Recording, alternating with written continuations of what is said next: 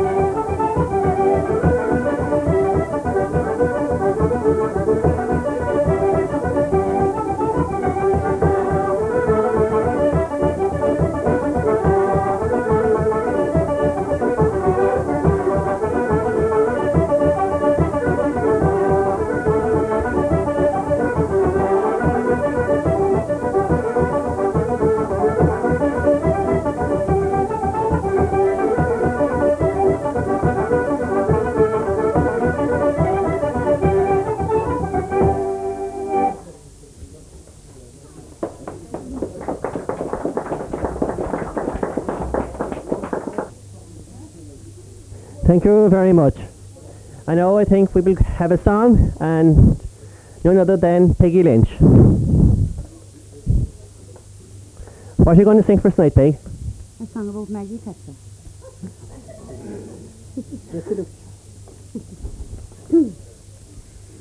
Some English politicians now want Ireland to be won, and Maggie Thatcher's telling us just how it should be done. She's got a plan to reunite the orange and the green. She'll scrap the Irish border if we recognise the Queen. Now the Queen to every Englishman is very, very dear, which isn't too surprising at £1,000,000 a year. And I suspect that Thatcher is making all this fuss because she wants to sack the Queen and palm her off on us. Now if the Queen comes to us, she'll have to understand that we'll be first-class subjects then, oh, nothing second-hand.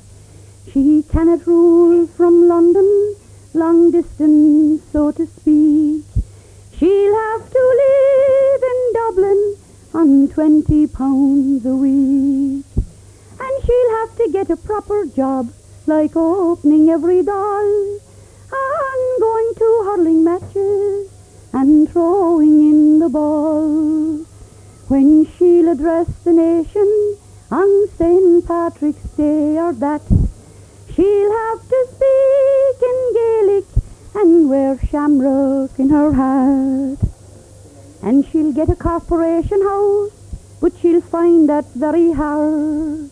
And there'll be no ceremonial at the changing of the guard.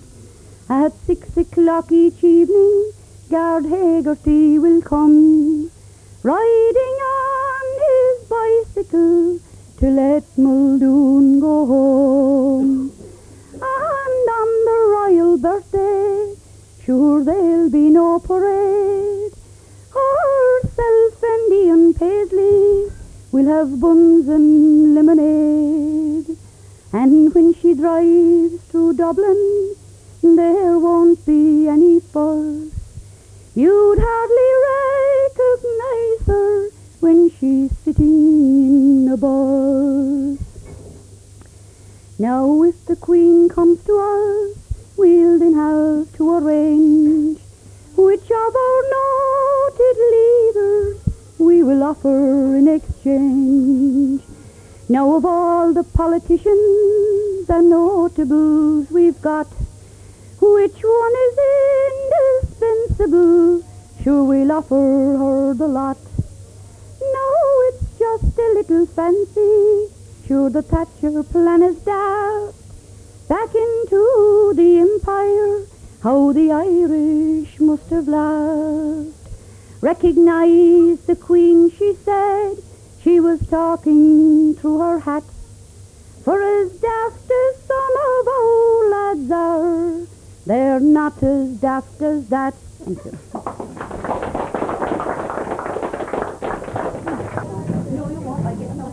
Well, here beside me now is a gentleman with a violin, none better than Dermot O'Donovan. Dermot, how did you start playing really? I started when I was about 14 years, and I found a fiddle up in the attic at home, and it was in bits, of course, after 100 years maybe, so I built it up, and I started away from that, and I stopped at it for about 5 or 6 years, I suppose, and I gave it up complete, and I came back to it again when I was into my 70s. And I'm playing away since. Nothing like it. And now tonight you're going to play for us a slow air, is it? So leaving them on. Leaving them on.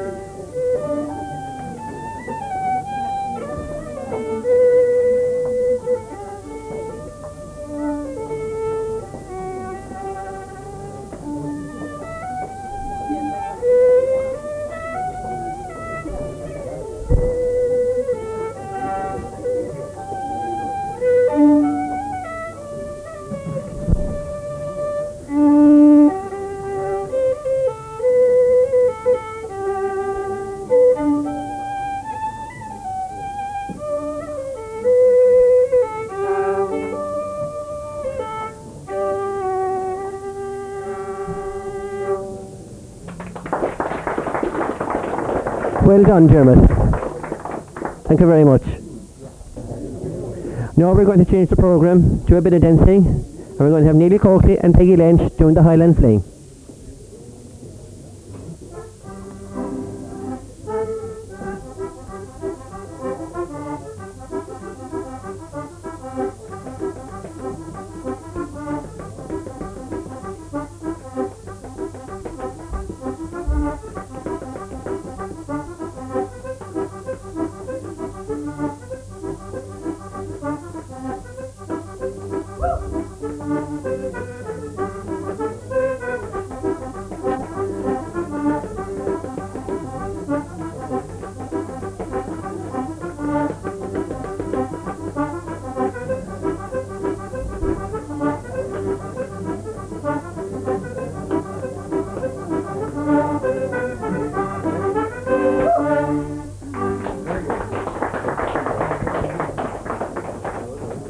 Right.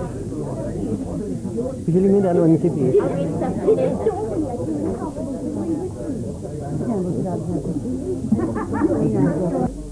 Well, down here beside me is a woman known as Johnny Shea, who is known very well, I think, in this district. Johnny, you were a part-time postman. Yes.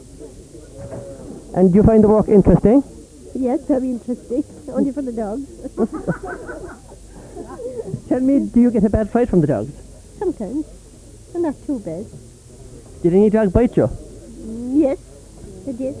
In other words, they have caught you by the leg? Yes. They have, yes. And do you get many cups of tea on your rounds in the morning? No, I don't take it. You don't take it? No, and you're fine and slim. And how do you manage? Do you get letters now, say, if you had two people in the one, with the one address?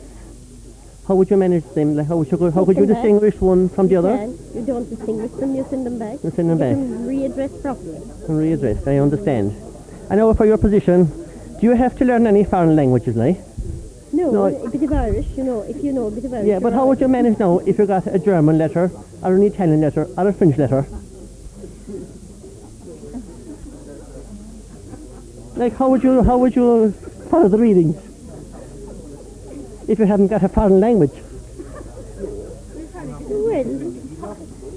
Well, you know, any foreigner that's there, you would know they would be. Like, we have a lot of foreigners in the area. Yes, you would know.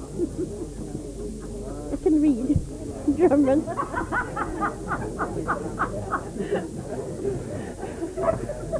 So, in other words, you find it a very interesting job. I do. Would you recommend it for school leavers? No. And why not? Because I should be a certain age. Yeah. Driving license. Well, I mean, children who have to do their leaving cert. Yes, You think it would be that there would be a bright future in it for them? there would, yes. We should put them in future. Okay, Johnny. Thank you very much.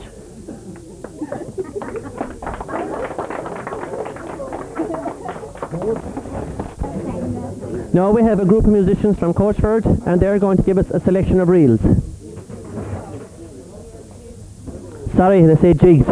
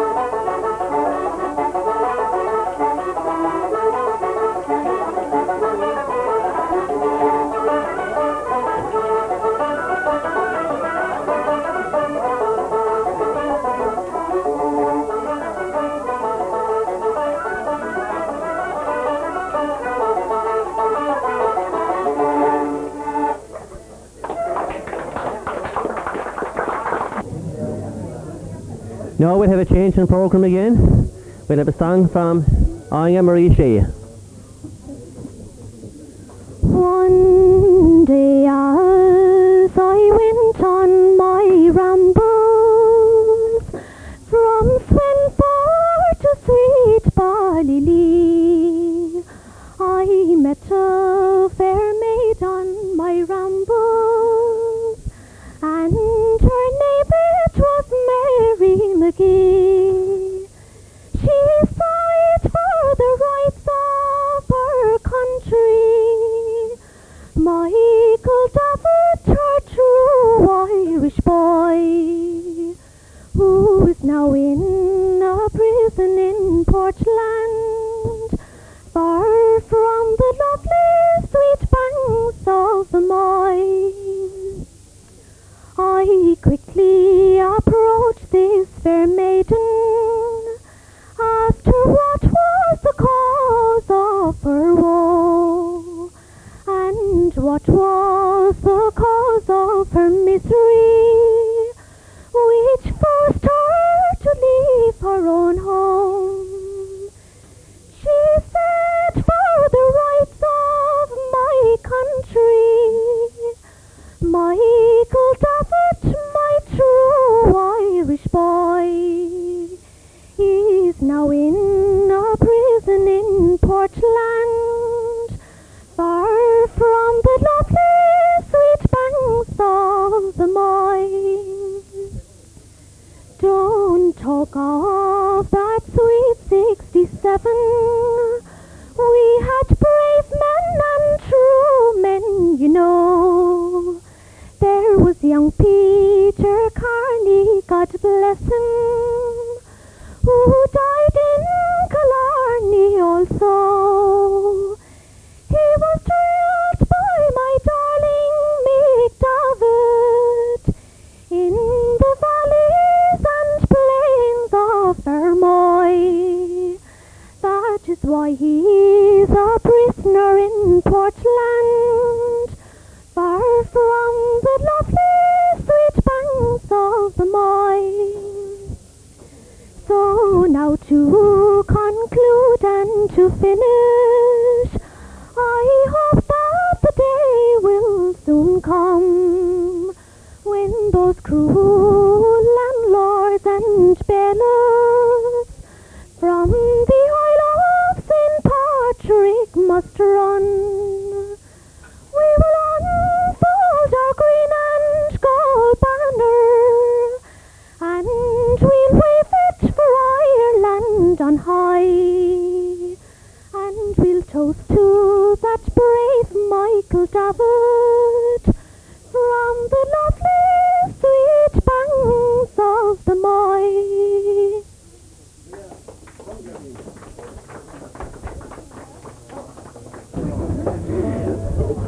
We have a group of visiting musicians here now. Mickey Holland, the accordion, Andrew Callaghan on the banjo, and Jackie Donovan on the violin, and they will give us a selection of jigs.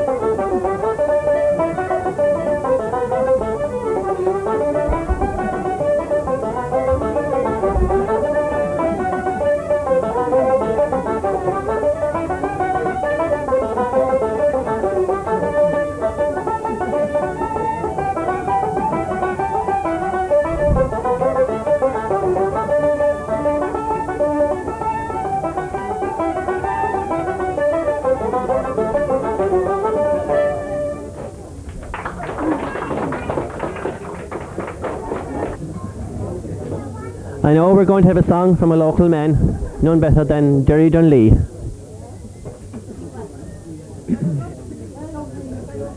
The chimes of time rang out anew, another day is through. Someone slipped and fell, was that someone you? You may have longed for added strength, your courage to renew. Do not be disheartened, 'cause I have news for you. It is no secret what God can do. What He done for others, He'll do for you. With arms wide open, He'll pardon you. It is no secret what God can do. There is no night, for in His light you'll never walk alone. You'll always feel at home, no matter where you roam. There is no power can conquer you when God is on your side. Take Him at His promise, don't run away and hide. It is no secret what God can do. What He done for others, He'll do for you.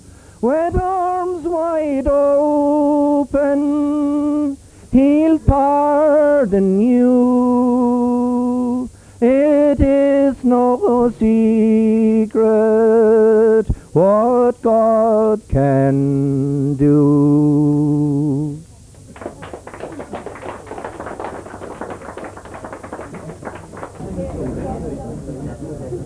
Now we're going to have a solo dance from Anne-Marie O'Shea, and she'll be accompanied by Tim Joe O'Riordan. Anya is going to dance a hornpipe.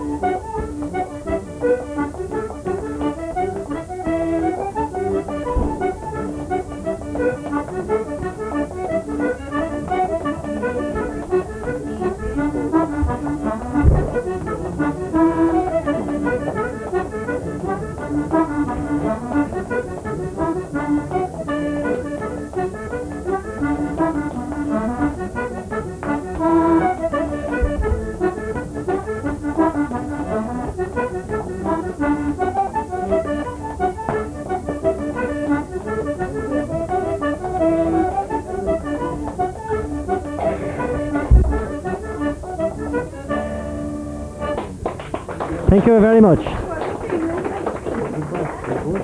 I know we're going to have Mick Finnegan for a song. It was at a campfire concert on a lonely western trail. The singers came from lands beyond the sea. One sang of bonny Scotland, of Loch Lomond, bonny brave. Another sang an English melody. It was then an Irish lad stood up. I like your song, said he.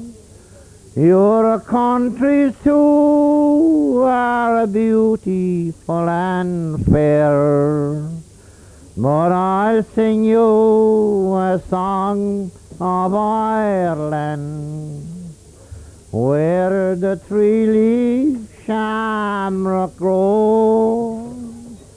There is no place like old Ireland anywhere, for it's only a step from Killarney to heaven, the beautiful land of my birth. When my thoughts wander back to the dear Isle of Shamrock, it's Killarney for you and for me. Its valleys and fells, its deep winding dells, lead a pathway to paradise. Sure is there I was born on a bright harvest morn, and it's there I am longing to die.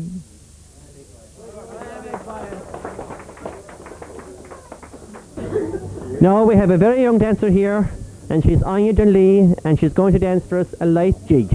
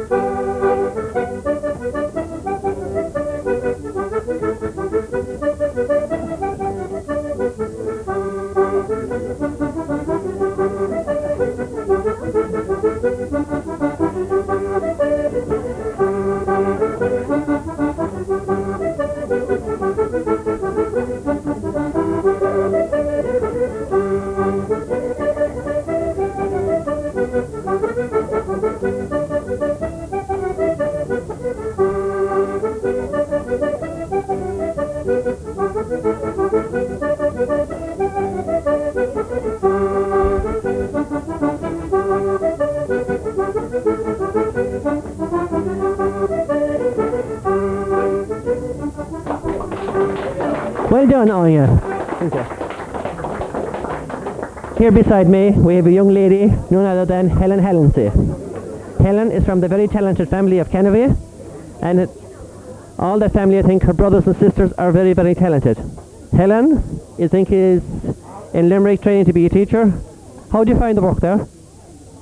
Well, the work this year is getting quite difficult. First year was hard settling, and second year was we were easing our way into it then, but this year it's going, it's tough enough. But come next June we'll be out, please God. Well, that's good. You play some musical instruments as well, I understand? Yes, I play the piano and the organ.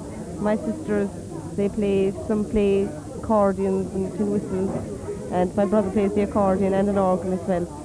Very good. But you prefer traditional singing, or some kind of singing anyway? Well, yes, I think I have a feeling, and most of the family have a feeling for the traditional music culture of Ireland. So, What are you going to give us tonight, Helen?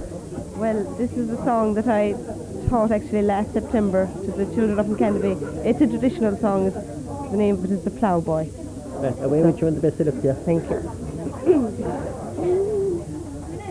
There was a young lady in the old country, and friends she had many of every degree. She rode in great riches and was free from all care, till her father's young ploughboy her heart did ensnare. One day as she wandered her father's domain, young Willie the ploughboy was ploughing the plain. He there looked so gallant as he sang a sweet song, for to cheer up his horses as they ploughed along. She called on her ploughboy to stop for a while, and as he looked around him with a nod and a smile, her cheeks blushed like roses as this he did say, "You've been deep in my thoughts, love, alone as I stray. You give over your ploughing, and that very soon we'll go to America in the gay month of June. We'll go to America like thousands do go, and I'll be proud of my ploughboy wherever I go." Thank you.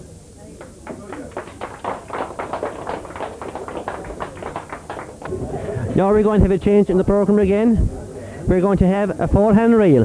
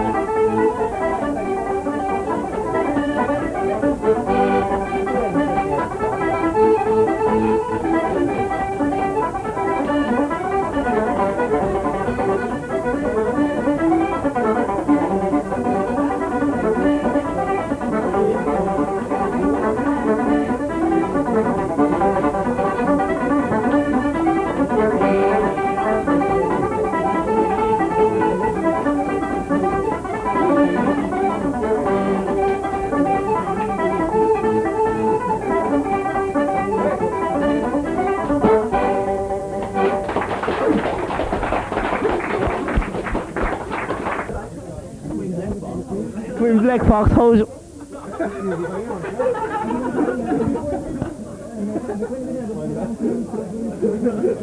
We're on candid camera.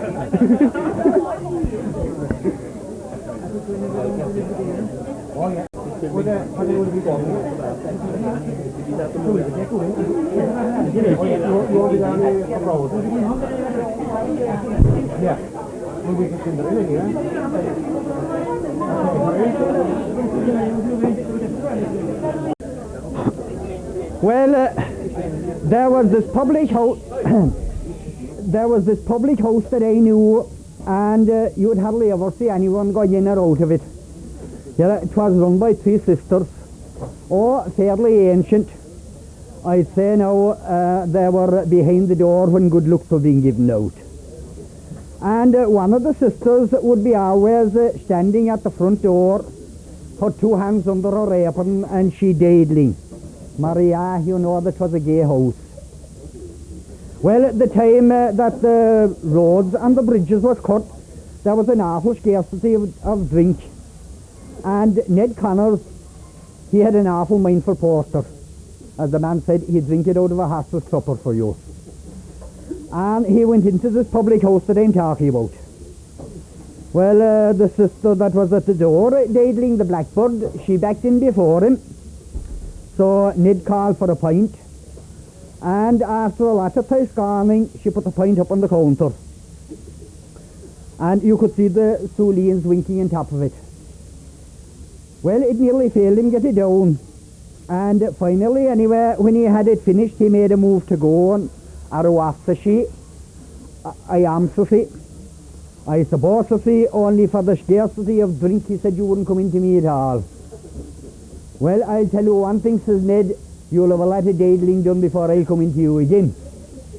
Yeah, Ned was noted. He took every pledge that was ever yet known, even the anti-treating pledge. That was brought in, you see, against standing around. Of course, standing around is all right while the company is small, but when there's 7 or 8 in the batch, it's a horse of a different colour. And maybe when the man that opened the proceedings is starting off on the second leg of the course, well, there's rough weather ahead. Well, Ned, anyway, finally, the wife's mother came to live with him, and she wasn't long putting a stop to his ways. So she marched him up to the convent to Sister Benedict and made him go on his 2 knees and take the pledge. And for a great wonder he kept it. So after a while then they had pity for him and they relented a little bit, so they allowed him 1 drink a day. Well, Ned made a habit of taking this drink at closing time or a little bit after it. And there's a bit of a history attached to that too, and sure I might as well tell it while I'm at it. Ned had a big white tomcat that used to follow him everywhere he go. Even when he'd be going up the stairs at night to bed, he'd have a little boxing match with the cat out between the rungs of the stairs. And when he used to go across the road to the public house, the cat used to follow him. And the cat then would sit up on the windowsill, and everyone outside then, passing along, seeing the cat, would know that Ned was inside having his daily pint. And his temperance, of course, brought him a bit of prosperity, and he had a big roomy house, and the wife, encouraged with a bit of money, she turned it into a kind of an eating house, used to keep lodgers. 2 young girls used to stay there. Yeah, the force was only in its infancy at the time. And they were long coming to the house when they became to know Ned, and they knew the cat. And they knew Ned's habit of going across the road to the pub every night. And of course they'd never raid the pub while the cat was sitting on the windowsill. Raiding pubs like was a regular occurrence that time, because the licensing laws were not as liberal as they are now. Well, I remember the Swaven night I was inside there myself, and there was a great crowd around. There was something on in the village too, and I think the same day, unless I'm greatly mistaken, no, I think it was a bull inspection. There was a good crowd inside anyway. The talk was fine and leisurely. The publican was in no hurry out of them. Now that Ned was inside and the cat outside in the windowsill, he knew that he was safe anywhere for the length of time it took Ned to down his pint. Well, Ned was no more than about halfway down the pint when this knock came at the door. Guards and duty open up. Cream deal, says Ned, there must be no guards, he said, because old lads would have noticed the cat.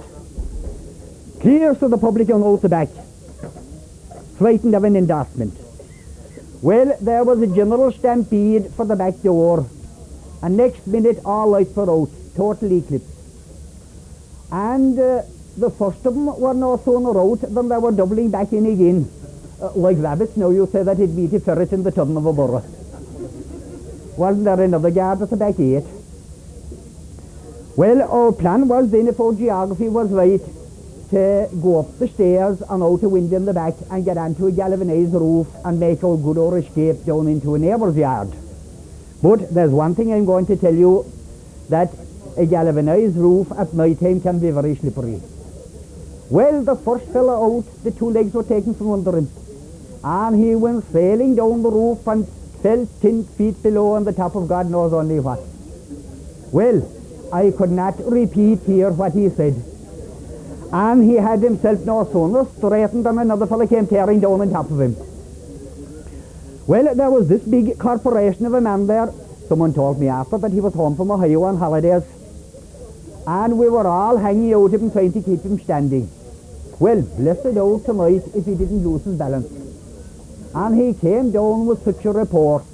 Hens, ducks, pigs, geese, all the animals in the vicinity woke up as we went sailing down the roof and fell 10 feet below into the dark hole of Calcutta.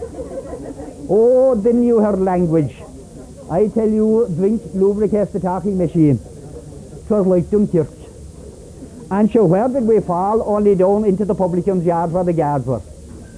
So our names were taken and we had all our work cut out for nothing. And when Ned came out in the street, he made straight for the windowsill. But there was no trace of the cat. And whatever look he gave there below up in the school wall was Ned Connor's white tomcat, and he holding a loud conversation with another member of his own community. And she seemed to be saying to him, "No, not no." Well, that says to you anyway, Tanger Barnes, says Ned. You may be sure, he said, I wouldn't be caught in sight here tonight if I thought you had a date. Thank you.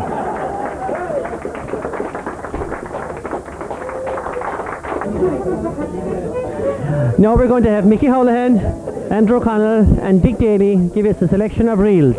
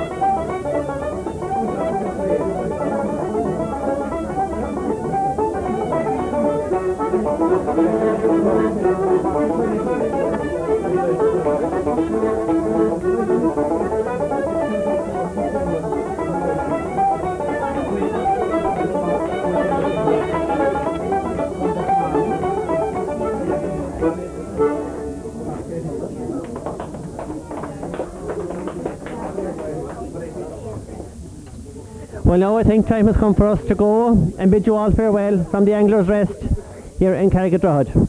We would like to thank Jerry Callaghan for giving us use of his premises. I think it's a good place to get a good pint at a very friendly bar staff. I know, Jerry, you might like to say a few words. Aghinagh Whistle, August Accorda. Ladies and gentlemen, I'd like to welcome each and everybody here tonight. I'd like to thank everybody that organised this tonight, and it shows how much untapped talent is in the country that could be very well used in various places. I haven't very much to say to you, only to thank you. But I have just one yarn to tell you in here just before I go. There was this young lad, he went to England anyway, he wasn't too satisfied with conditions at home. He thought he went out for a softer life. So he joined the army over, and after about a fortnight he wrote home to his father saying that he wanted to go home.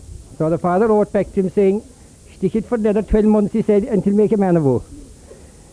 The young fella came home after the 12 months anyway, but the father died. And the priest asked him to see how he pray for his father. So, I don't know, is it much good, he said, because he said if he's in heaven, he said, there's no use in praying for him, he's alright. And if he's in hell, he said, it's no good. And if he's in purgatory, he said 12 months would make a man of him. So, I've no more to say, only, Gurmir Mahagot, August Canary the Voholat. Thanks very much indeed. We'll have the grand finale with all the musicians that played here tonight. We're going to have a final session. Thank you.